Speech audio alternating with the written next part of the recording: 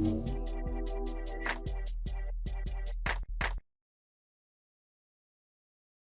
Awesome. right, Greg, floor is yours, sir. Appreciate you. Appreciate you. Happy July 5th. Whoop, whoop. Hey, so today, hot topic is how can I get more house from my buyers? Not a bad topic for just about every single person in our industry that really cares, for that matter.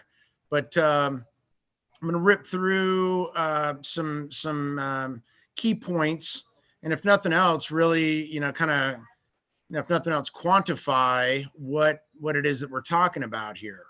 And it isn't anything that would be, how shall I say, like unattainable or insurmountable. So anything that we're talking about here, it really comes down to just putting your best foot forward.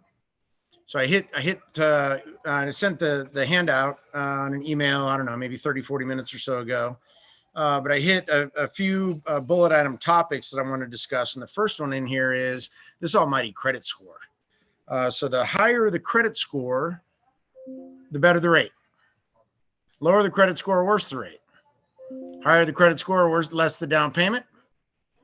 Lower the credit score, more the down payment. So you can get into more house with the higher the score. No doubt about that. And just this morning, so this is today's pricing right here, I came up with a quick example on a conventional loan as to what are we talking about here to quantify it. It's not like, oh, you can buy a little bit more home.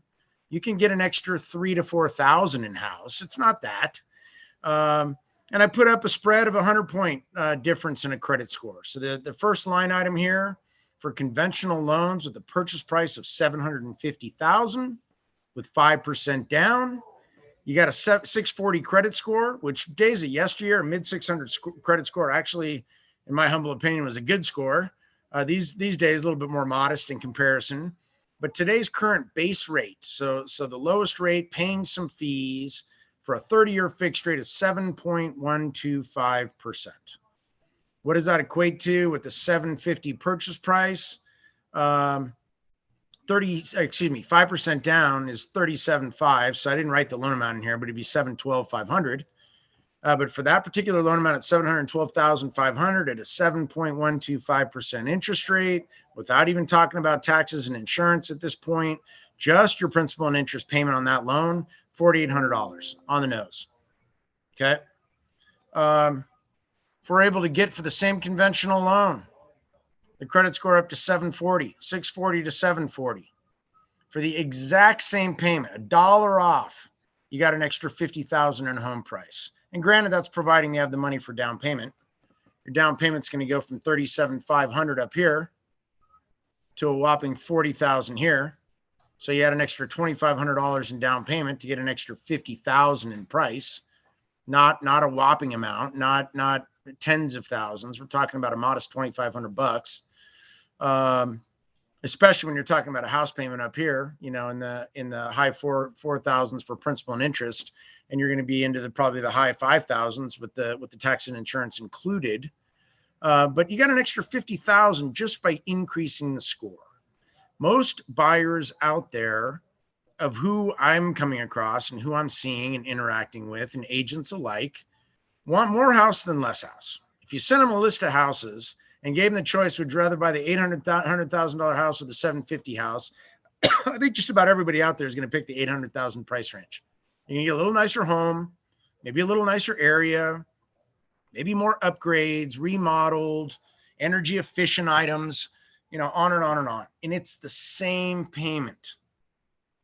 So at the end of the day, with the same payment, you're paying the exact same amount for each of the two houses in payment, but you're picking up an extra 50,000 more for the house.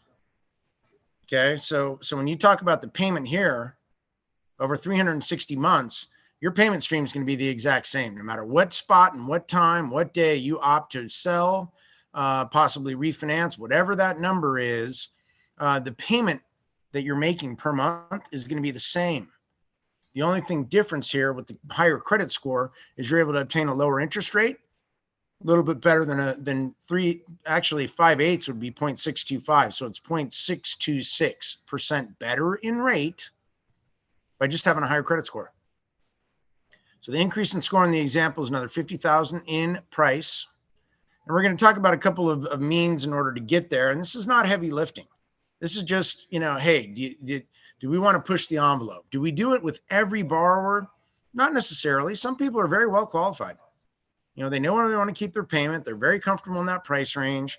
What we're talking about here is I'm not going to say overwhelming majority, but pretty doggone close to 50%. Maybe of who I'm seeing, maybe 40 to 50% of buyers would really like to get into more house if at all possible.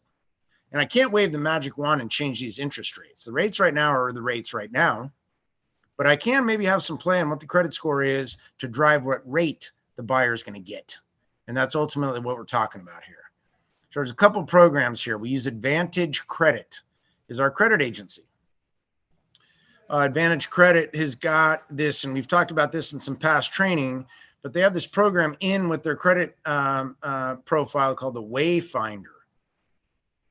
Wayfinder, once we run someone's credit, so we have to have the credit run first. It can't be somebody else's or another company's credit report.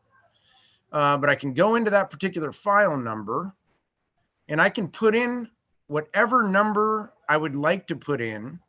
So I basically dictate whatever score we're seeking. I could take a 650. If I want to put in 760, it'll tell me.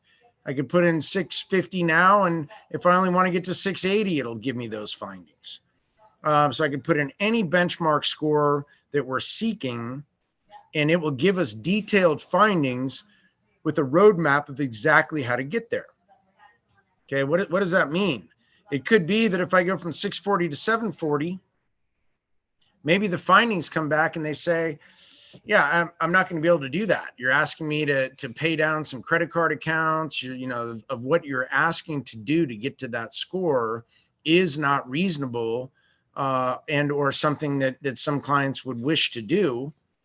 I'm not saying anybody would have to. It really comes into play when we're just not seeing the house that we want in inventory. It just doesn't seem to be out there. Last little nugget on this, and I'm going to get back in the Wayfinder here in a second, but it doesn't cost anything addition to the standard credit report. So there's no additional cost to run the Wayfinder. We only have 30 days after the credit's run in order to run the findings. So if it's outside of the 30-day window, there is a cost for the Wayfinder. It's not expensive. I think it's $7 per bureau.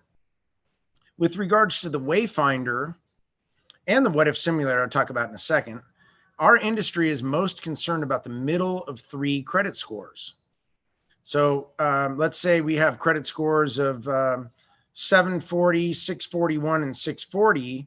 I'm really only concerned about that 641 going up as high as possible, because the lowest score is in fairness, just kind of meaningless. We really only care about the middle of the 3. So then what does it take in that one credit bureau to get that one score up to obtain better financing terms? That's really it. The Wayfinder at points in time, days of yesteryear rather, used to be a guessing game. So it used to be, well, I think maybe if you pay this one down and then let's do that and then we'll see what we can get. And you're really just hoping and praying for an outcome that is beneficial for the client at the end of the day. This gives you the detailed, and the Credit Expert is the trademark logo that comes in through the system on the Wayfinder. So it comes through with the credit trademarked logo. It isn't anything that's coming from our company, or it isn't anything coming from Greg Johnson or Robert Hertel. I mean, this is not a personal opinion. This is software driven that's coming right from the program. And sometimes people might come back, like I say, and say, hey, that'd be great to go from 640 to 740. We're not going to get there. We have X amount of money, not Y amount of money, to try to help our credit profile. So maybe we lower the bar. Maybe we try to see 640 to 720. Maybe the difference here is 40 to 45,000 more in price, rather than 50. But it's something that they can do rather than something that's not attainable. And like I say, from the exact directions and detail to get there, it's really a matter of, if I give you directions to get to where you want to go, then it's up to you to follow the directions, or anyone for that matter. So if it says to make the next left, it'd be a good idea to make the next left. If the Wayfinder says to pay down a bill to a balance of $113, pay it down to 113. You're going to get the maximum increase to the score. That's how that program works. The one right below here that references the what if simulator. What the heck is that? We run credit on every borrower we're working with. All day, every day running credit. We have the client read the credit profile. This is silly stuff. Hey, here's a copy of your credit report. You applied, you paid for it. Here's the copy of the credit profile. Do you agree with everything that is reported? And a lot of times people will come back and say that's incorrectly reported. Could be anything. It could be a collection account that they've paid off and they have a letter to show that it's paid.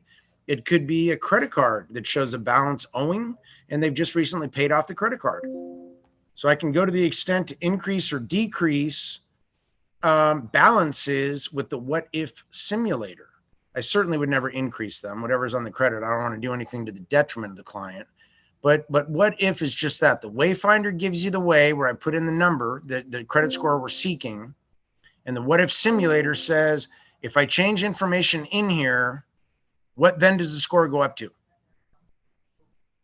Also, has to be run within 30 days of the credit being run. There's no additional cost for the what if simulator either. So I'll give you good cases in point. We could have somebody that has 2 credit cards, one personal card and one that is through their company. And the company asks them to go and apply for that other credit card and they get reimbursed on a monthly basis. And they use it for travel, they use it for marketing, maybe entertainment. Tough to say whatever, one company would do, versus another. It could be a gas card, it could be anything. The company just paid the account. Why would the borrower or the client be punished for an artificially high balance on a credit card that doesn't exist? It's not there. Why not reduce that, increase the score, and get the financing terms that you're otherwise due rather than pay unduly higher rates and fees for a score that quite frankly is not your fault, to be perfectly blunt. So the what if simulator, it really, like I say, it could be anything. It could be that the account's paid in full. A lot of people out there will run credit cards where they get promotion. It could be travel points on a card. They put as much on the card as possible and then pay it off at month end. It could be, personal shopping points. It could be anything. The nature of how important 1 or 2 accounts is and getting them paid off or paid down or lesser balances, whatever the case may be, really comes down to how many credit cards anybody has in their profile in aggregate, in total. So once again, if you had 1 personal card and 1 business card, and let's say each of the 2 were $5,000 credit limits, and each of the 2 are sitting on balances of about $4,500 at the time credit is run, you're sitting at 90% maxed out on your revolving debt. And if the company paid off the card in full, and our client either just did or was just going to pay off the other personal card in full, we could go into the what if simulator and put them down both for 0 and see what the score jumps up to. And it's going to be a heck of a lot higher than somebody that's maxed out at 90% of their credit card limits. Much higher, probably 100-point spread, maybe even more. So from the standpoint of just looking at, the tools in the tool belt and things that we have that might get our clients, once again, better financing, but also increase all of our chances for success. The better financing terms they're going to get, the more apt they're going to want to work with us in comparison to anybody else out there. The next little note down here, to ultimately increase the scores for the sake of loan approval and the automated underwriting. DU is Fannie Mae, desktop underwriting. Loan prospect is Freddie Mac. So these are the automated underwriting systems. In order to get the scores up for the sake of approval, we need to order what's called this rapid rescore. And it corrects the scores permanently. It's not a quick fix. So if I did the rapid rescore and somebody else ran their credit the day after everything that we did the rapid rescore would show for what they did the day after. I've had some people, we increased their credit score for the sake of a purchase transaction in our industry that have already told me they want to buy a car. Maybe I couldn't afford them qualifying with the car payment they're seeking. We've asked them to hold off on the car purchase. But the reality of things is, if I got their score up through the Wayfinder or the What If Simulator, what's going to happen when they go to finance the car is they're going to be looking at the spread and difference in rate and better financing for the car too. So even the car loan is going to come more affordable. At the end of the day, there's a sticker price on the car, just like there's a sticker price that we call purchase price on the house. And if you pay the sticker price, then you realize and you bought that item for the money that's otherwise negotiated and paid for. If you bought a garment in a department store or clothing, so wherever, any retail shop, and you paid cash for that, then whatever the cost for that particular item is what you realize the cost is for you.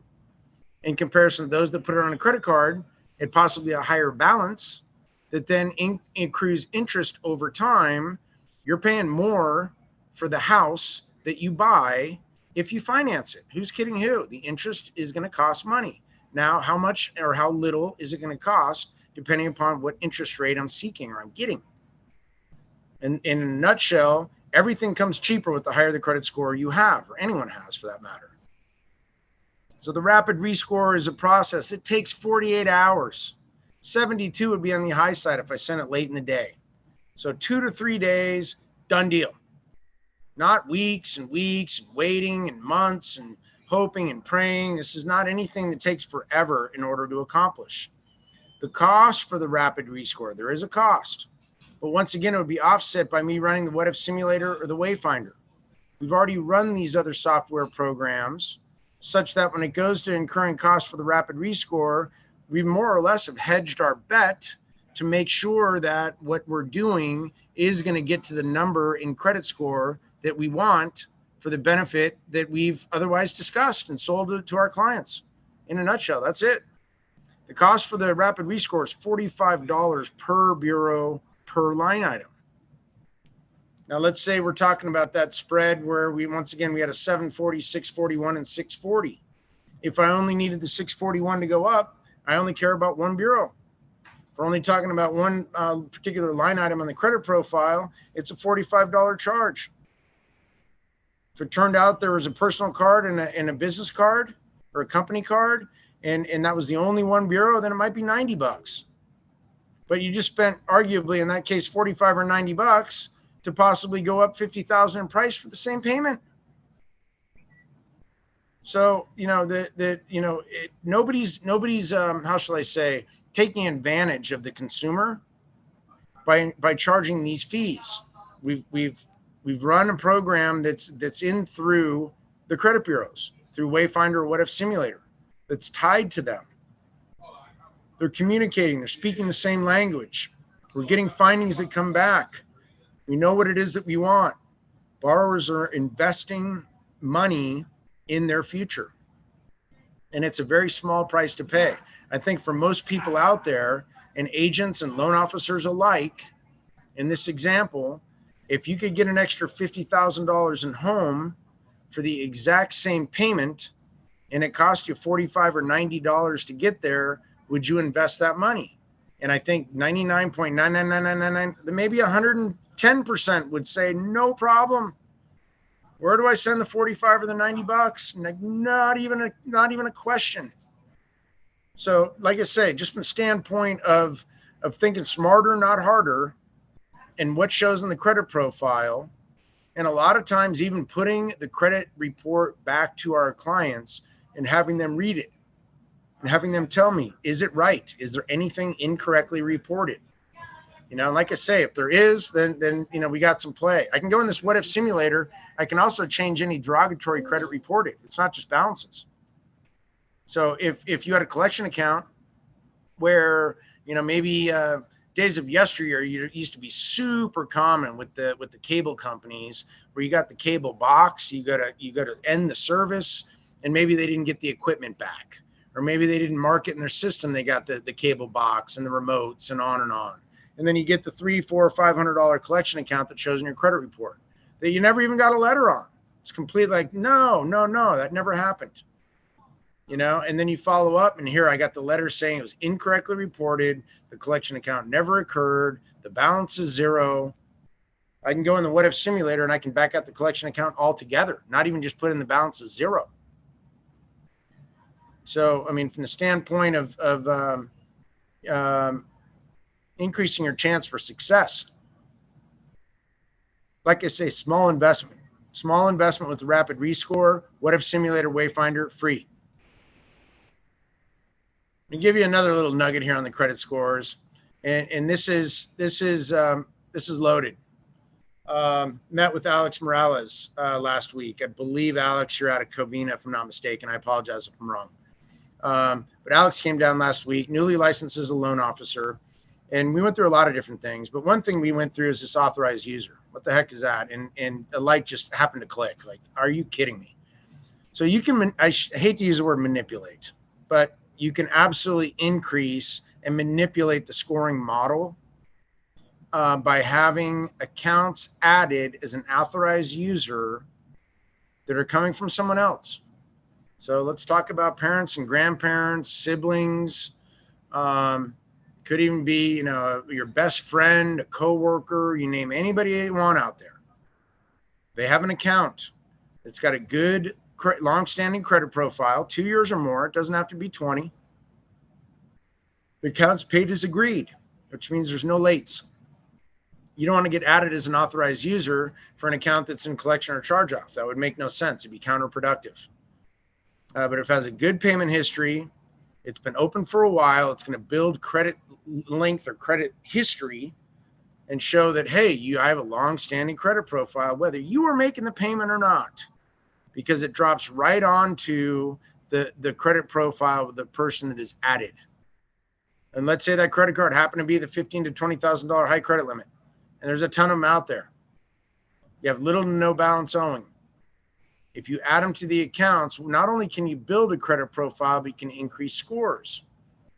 So let's say we have someone whose score is artificially low, where we started at the 640. Credit score is 640. I don't know what to tell you. We ran the what if simulator, we ran the Wayfinder. They gave us ideas as to how we can increase the score. I can't do any of them. Like zero. We talked about it for a minute, an hour, or all day long. It's not happening. You have anybody with an anybody with a credit card or a good trade line that we might be able to have them add you as an authorized user that can drop on top of your credit profile. So let's say the same person that had the personal card and the business card, $5,000 credit limits, current balance owing $4,500. And they say, you know what, my employer said they're not going to be able to pay it off this month. I'm going to have to keep the balance. You're going to pay it in full next month, maybe even into September. Okay, not much I can do about that. You don't have the money paid out of your own pocket. I got my own credit card. I'm trying to save my money cash for closing. Nothing I can do. You got two credit cards with $5,000 balances in that example, $5,000 limits, $4,500 balances is 90% maxed out. And let's say now you come into 10,000, let's say a $17,000 credit card, zero balance. You're 5 and 5,000 owing, credit limits, 5,000 credit limits, 5 and 5 is 10, plus 17,000 new authorized user is 10 plus 17 is 27 grand. You had 4,500 and 4,500 balances is 9,000. You just went from 90% maxed out with two cards at 4,500 a piece and 5,000 limits. So 9 grand owing and 10,000 limit, 90% maxed out. You added one authorized user account, 17,000 limit, no balance owing, increased the maximum revolving available from 10 to 27,000, kept the exact same balances at 9 grand. You're now at 33% maxed out on your revolving debt. 90 to 33 is going to make the score go right through the roof. Probably another 80 to 100 points. People have the ability to add the authorized user or people don't. Sometimes we ask questions, and especially when we're pre-qualifying any client. And it doesn't matter for what. You could be working on the buy side or the sell side. You know, I'm the best listing agent ever. I'm the best selling agent ever. Nobody can beat me. You know, you get to a point, you know, where, okay, well, what if somebody else has got an extra tool in their toolbox that you didn't even know about? You know, what if they're able to do something that you think, well, hey, wait a second here. I mean, that's not fair.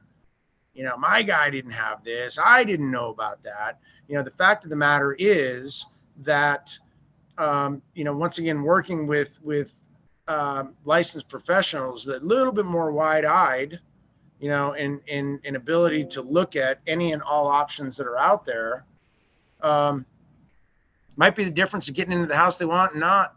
Might be the difference of getting them to close or not. Sometimes we're at a price point where, you know, we're 50,000 off from just the nearest thing in inventory. You know, it could be we get to areas where I was working with Agnes out of our Oceanside office over the weekend, Monday and yesterday alike, and she's got buyers that are selling a home and are making good money from the proceeds from the sale, want to swing into that next purchase in the 850 price point, and they have options. Most people have options. It's wonderful when you do. Their option is to take all of the money from the proceeds of the sale, use very little for money for down payment, and get into a low $700,000 price point. If they could take some of the money that they have from closing and pay off a little bit of debt, their price point went all the way up to $850 for the same payment. $140,000 difference in purchase price. Now it comes down to, in the last conversation we had yesterday afternoon, was your client's going to pick and choose what's most important to them. You know, sometimes in this life, you know, as much as we want to impose ourselves and our belief as to what we think is the best for our clients, they need to buy into it. This is not about, you know, what Greg thinks. This is about what they think and what they want. You know, what's most important to them. You know, and I mentioned to her flat out, in fairness, if they pay off that debt, it's debt that they'd have to pay off anyway. You can ride it out and make payment per payment per payment and another payment and charge interest and make another payment and ride that thing all the way out. Or you can just knock it out, pay it off right now. Nobody's charging them additional fees. Nobody's getting rich on the fact that they're paying off debt. And certainly in that case, the debt is not for all the wrong reasons. If you want to get to the higher price point, we need to reduce your overall debt such that we can get more in payment for the home on the new price with less debt on the other side of it. So, you know, it's kind of relative. And then in posing the question back to any prospective client, in simple terms, what's more important to you? Is it more important to keep the debt that you have and go into a lesser price home? Or, you know, if you had the money to pay off some of the debt that you have in that case and go into a higher price home? And for her clients, that mid 800,000 was night and day. That's everything to them. This authorized user is a huge value add. And if nothing else, it's just open dialogue. It's open conversation. People are going to gravitate it or other people are not. People are going to say, hey, yep, you know what? I might have an option there. Others might come back and say, you know what? No, sorry, not going to happen. This increase income. How the heck can you increase someone's income? It seems like income is what the income is. There are a lot of folks in our industry that will maybe take someone's word for it and say, here's how much money I make per month, and not even verify it, you know, to the penny. There are some people that might even get a pay stub and then just, you know, be very quick to try to calculate income and maybe not dig a little deeper on it and see how much can we really squeeze out of in this particular income scenario. But there is definitely a fine art to making sure we have gotten as much as we possibly can in qualifying for income in comparison to leaving anything off the table. Okay. Certainly the more money you make, the more house you're going to qualify for. That's hands down. I think everybody would agree to that. So I'll throw out a couple of examples of things that I've talked to some of our loan officers here recently about. So there are things that people have at their fingertip that might be an ability to increase your income that you didn't even know. You didn't even think it was plausible. So, as far as examples of adding income, there could be particular clients that we have that either have existing trusts themselves or maybe even existing family trusts. Maybe they're extended family. Maybe it's the parents or grandparents. Okay, they're there. You're not getting any money from it now. We'll talk about here in a second how we can squeeze anything out of that. So examples for adding income through existing trusts or investment accounts by means of a written agreement and set monthly income received. What the heck does that mean? That means that if I have money in an account for a standard conventional loan, FHA, VA, if you're not drawing against that account with a set payment plan or income received that gives you the same amount month in, month out, then we can't use it for repayment on a loan. Take it a step further, whatever you are getting on a monthly basis has to continue for at least 3 years or 36 months of receiving that for us to use it. Okay? So this is not forever. This doesn't mean also that the income we're talking about here that you're drawing on has to stay in place for 3 years. The client is not going to be re-underwritten post-closing. Very important to understand that. Sometimes we create situations in order to get people to qualify. But once again, there's nothing qualifying post-closing, so it isn't to say that couldn't change after the fact. And it's the same with anybody's job. Who's to say that anybody that when we're qualifying people based on their income and their job, that they're always going to have that job and they're always going to have that income? Has anybody ever quit in this world? Yeah. Has anybody ever been fired? Like it's probably happening right now across corporate America, through layoffs and the like, restructuring in companies. So this restructuring or adding additional income based on something that might be out there or available doesn't have to continue and be verified 2 months after closing, 6 months after closing, a year after closing. That's not the case. It's just at the time of closing. Income has to be received for 3 years plus from funding. So as a quick example, if you had $370,000 in a trust or investment account, you could be set up in a draw of $10,000 a month. Use the $10,000 a month for qualifying because the account has an excess of that 36 months in balance. And maybe the trust that you set it up for, you get 2 months of 20 grand a month. Could you put money back into the trust later on down the road? Yes. Trusts are not close-ended. It's not like, well, no, this trust cannot take on any more assets. We've now topped out. This is all it can take on. No, the trust can have money taken away from it. The trustee can change things. The revocable trusts that are out there allow the trustee to make any adjustments they want prior to their passing. So the trustee could set that up.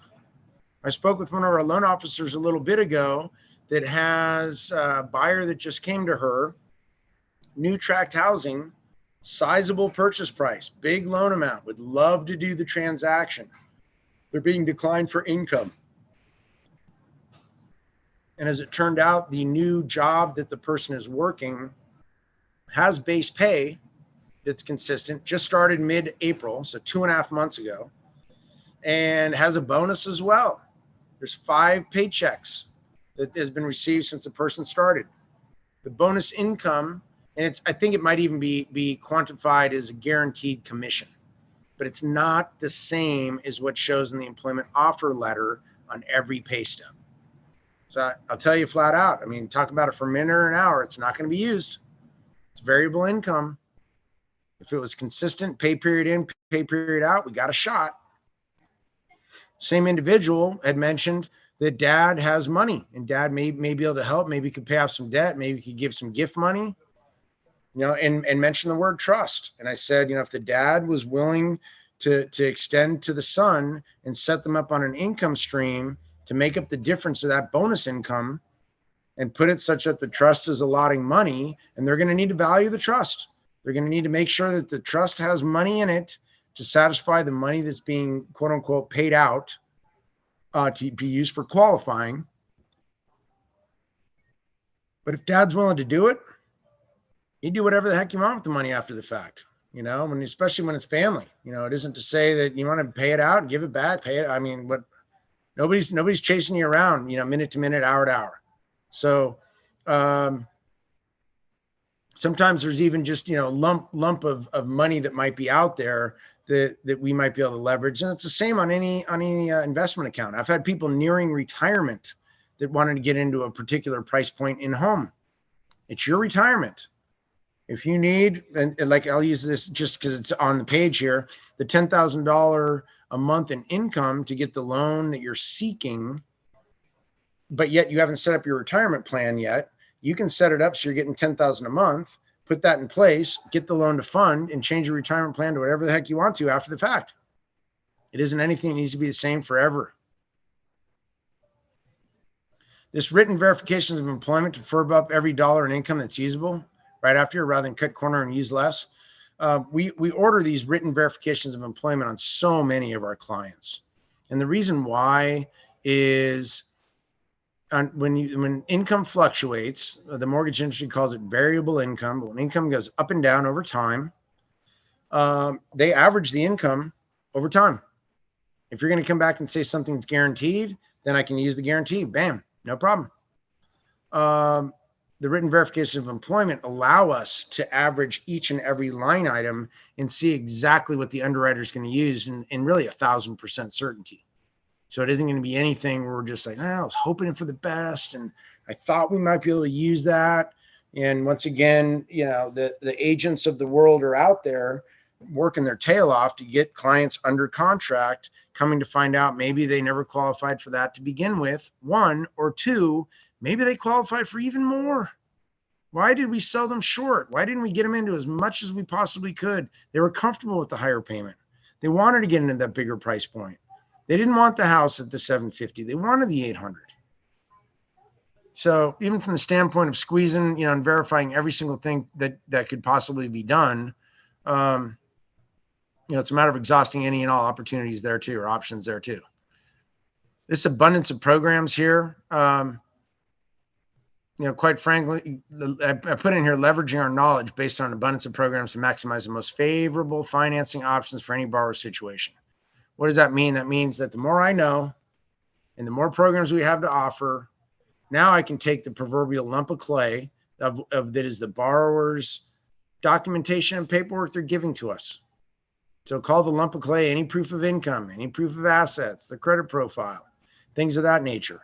Here's everything that we have, and we're now molding it and sculpting it into the most beautiful item that we can possibly do based on what we're given.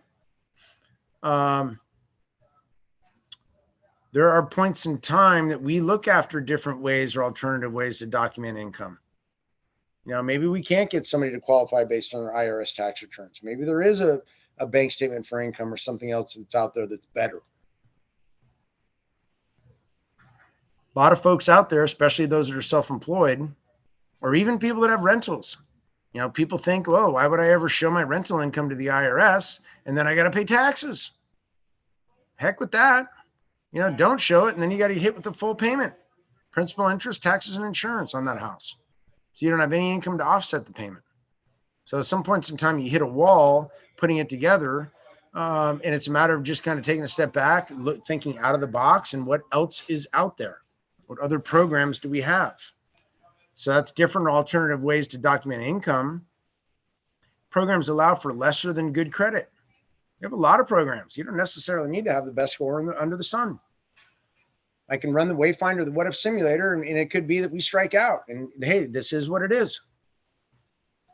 This is the score, 582. Don't know what to tell you. Then it's up to us to say, okay, we've exhausted any other opportunity to get it up. Now, what is the most favorable option we have for this particular number? Verifying the income, thoroughly to see exactly what options are out there. So the lesser than good credit, we have the less than 580 credit scores all the way down to 500 for FHA and VA. Needs a little bit more skin in the game though. They don't go the low 3.5% down. FHA is 10% down. We have programs that offer down payment or closing cost assistance. So, even from the loan program standpoint, Some people just hit an impasse on one thing. My credit's great. My income's great. My debt ratios are great. It's my primary residence. I'm a first-time home buyer. I just don't have the savings, capacity. I just haven't been able to save the money. Maybe the difference of that down payment and closing cost assistance programs are the difference of getting them over the hump. Programs that allow for rehab or renovation money. There are a lot of homes out there, and it does not have to be beat to death. It can be just cosmetic improvements. So just take the thinking cap off that the house has to be just completely demolished in order for us to do that. That's not the case. So it can be little things. They can get rehab costs and come back and say, we love the house, but it's a 3-bathroom, and in every one of the bathrooms, we want the bathroom vanity sink to be replaced. They're all old and dated, and the toilets are old and dated. We want each of that. How much is that? I mean, it can't be a lot. Maybe 1,500, couple thousand per bathroom, depending upon how big. So you could take a rehab or renovation loan for things that are like 10 grand if you want it. And it could be cosmetic in nature. It has to be a permanent improvement. So it's not going to be the refrigerator that just rolls into the kitchen and you can unplug it and roll it out. It would have to be a built-in appliance in order to use it for the rehab loans. But even that, these programs, I mean, it's another catch-all. We do it all in that capacity to really, quite frankly, make sure we're not missing anything. The abundance of loan programs I put at the end here, we also have the ability to price down and rate to make deals work. When you're partnering up with us, I can tell you hands down, probably 1 or 2 out of 10 deals that fund, we go thin on to make the deal work. I had somebody in here 3 minutes before training started that was talking about a transaction that he's working on as well. And sometimes you do what you got to do, but said, hey, this person's a great referral source. You can feel good about it when you know that you're going to be getting more business as a result. But sometimes they don't all. I've joked about it and said this once. I said it 1,000 times. Nobody in our industry is retiring in any one transaction. It takes a lot of them to make the world go round. So having said that, the more that we can be doing, the happier clients are, the more referral business we're going to get, and it just keeps the ball rolling. So not every deal is going to be the grand slam walk-off.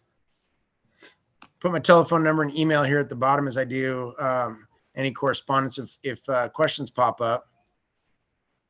But from the standpoint of just looking at options and really, there's a really fine art in our industry as far as packaging transactions and asking these pre-qualifying questions that open doors that we didn't even knew existed. It's almost like you're in an escape room. It's like, I had no idea that door was even there. No idea. And then all of a sudden, somebody that's a knowledgeable individual in the industry says, much like Robert, I've heard him, interacting with agents, and he offers these suggestions. Have you done this? Have you said that? And all of a sudden, the light bulb was like, ding, unbelievable. And then you go back and say it or do it. And then they come back and running back to you and they're like, that was like as easy as riding a bike after I knew how to ride a bike, maybe not that first ride, got a little bumpy. But and then you got that tool in the tool belt and you can use it again and again and again. Our industry is built so much on repetition. It is unbelievable. This is not some free flowing, like every client's going to be a little different. I'm just going to reinvent the wheel with every single one, make it fun. I'm not saying we can't have fun, but there's a lot that goes into doing your job really well and being very consistent in your approach, making sure we're asking all those pre-qualifying questions. And even when it comes down to scripts and role play, buy into the program, make more money. Don't buy into the program, make less money, figure it out. If you don't want to make a lot of money, shoot from the hip. That's really as grim as that otherwise sounds. Yeah. But I think everybody came here to make a buck. I can joke about our working environment, and really at the end of the day, we want to have a good working environment. We want to get along with our coworkers, but nobody's coming here to socialize. Nobody's coming here to say, man, I can't wait to see my coworkers. It's going to be the best today. Man, find out what everybody did for July 4th. And it's just going to be just so heartwarming. Everybody put their game face on today and came in to put their best foot forward and make $1, provide for their family, have a better life. And everything that I'm talking about here today, and really talked on blue in the face across the board, is just, increasing your chance for success and opportunities to make more money, and picking up transactions that other people might feel left for dead. Didn't even know that was an option. And like I say, there's a fine art to anything that people are good at, not to be taken lightly. But you could look at any field out there, and those that are really good are those that invest in them time, themselves, their profession. And the more that you're doing that, better off you get. God forbid any surgeon that's out there that's going to rely on what they learned in med school 20 to 30 years later, when someone's life is depending upon it. Like, God help us all.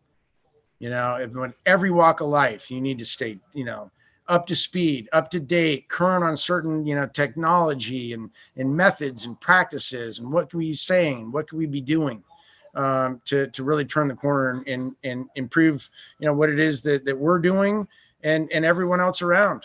And success breeds success. There's nothing more gratifying when you get to end of transactions in seeing that just, beaming face of like, man, we got it. We did it. Success stories are really enriching. And I know Robert well enough to speak for him as well. There's nothing more endearing when things that we're sharing and we're doing because success breeds for success. And it's beneficial, to him, it's beneficial to me alike, but everybody else around here too. Everybody's winning, more winners we got, the better. Give me the W. That is what I have got for today. I, as always, appreciate you guys. Thank you. Thank you. You're awesome. Thank you. Thank you. You bet. Great I have a quick stuff. question. Great stuff. I Yes. had a quick question. Absolutely. When you change back at the beginning, the system tells you to make some changes. Is it going to change across the board do you rerun all the scores for all the bureaus, or do So you just I could go to the extent to do rapid rescores and pay money for all 3 credit bureaus, but we only use the middle of the 3. So if only one of them matters, I could pay for all of them. I'm not saying I couldn't. And if the client said, you know what, I want this to be clean slate with every bureau, I would do it in 2 seconds. It's not, but it gets back to offering options. So in other words, if you use the one bureau and it tells you that you're operating with, and you just do what that bureau mentions, then it doesn't change what the other bureaus are going to say, so that you end up with a different middle score. Well, no, see, I would only, if that were the case, I would only be attacking and going after the middle score to get it up. So that's why I use the example. If I had the highest was 740 and the lowest was 640, and my middle one was at 641, 647. The 640 and 740 are in there. The only one that matters is the middle one. So now what can I do to get that middle one up as high as possible? And when you're starting to get above 740, you're getting into the top tier for credit anyway. I've had some people, my credit score is 798. What can I do to get in the 800s? You're already into the best. Yeah. And I can tell you, I can read through the credit report and tell you what the score factors are. And here's what's making your score 798. But the fact of the matter is you're already into the best of the best. So having said that, hold on 1 second, please. I wouldn't be having, nobody just reassure them. Don't beat yourself up about it. Okay. And if they want to go to the extent to clean up all the bureaus, I certainly would have no problem in doing so. If nothing else, sometimes, the most important with the overwhelming majority of people is the now. What is it doing for me right now and benefiting me right now today?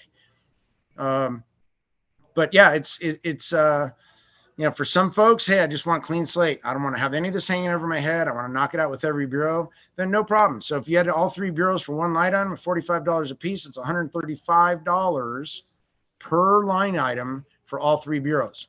$135, not $45. Not night and day, not thousands extra. I've had some of them, they do 4 or 5 accounts. They could spend $500 or $600 on rapid rescore. What did they do? They improved their credit profile. They didn't improve my credit profile, but they also gave themselves a chance, to get better financing terms, maybe better rates and fees, and maybe more home as well. So, and it isn't anything that some of these credit repair agencies, there's this misnomer that they're really cleaning your credit profile for the long haul. They might put in disputes or do certain things that can create like change for a 90, 120 day window. And then, 6 months or 9 months from now, why the heck is my credit right back to the way it was before when I spent all this money on a credit repair company? We don't do credit repair, by the way. I probably should have mentioned that before. I can tell people, what they can do in order to get their score up, but I'm not the one that's going to be, in the trenches slugging it out and doing that. I'm just gonna suggest to them, this is what you can do. Once you do it, they just basically get a letter on the creditor's letterhead. It's that easy. So it isn't, well, give me the cancel check or, anything like that. Yeah, I wonder why people use those, because it takes months and then it doesn't seem to do very much, and it takes a long period of time. I think that there are a lot of industries, and especially when you get into sales, that live off of the oversell and under deliver, and the credit repair industry might be in the top 3 in that category, because they actually prey on people that are desperate. They prey on people that are desperate. So, I mean, then it gets to, desperate times call for desperate measures. And for some folks out there, and you pay a little, the initial buy-in is $495. And then it's $80 a month. And then 6 months from later, well, we did 80 a month. That's $480 plus that. Now I'm into them for almost $1,000, but we're really close.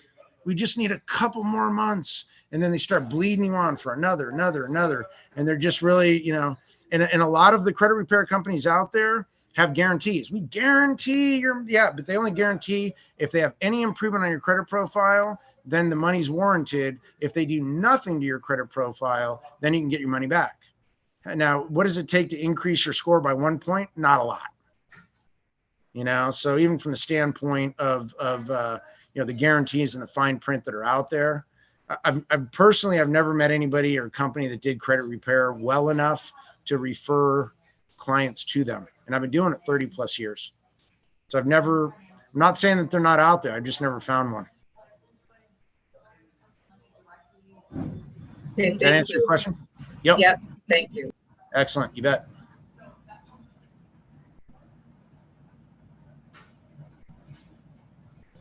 Valerie, I'm not sure what your question was in the chat box, but I can call you afterwards. That's a pretty loaded all caps with just. That was my question.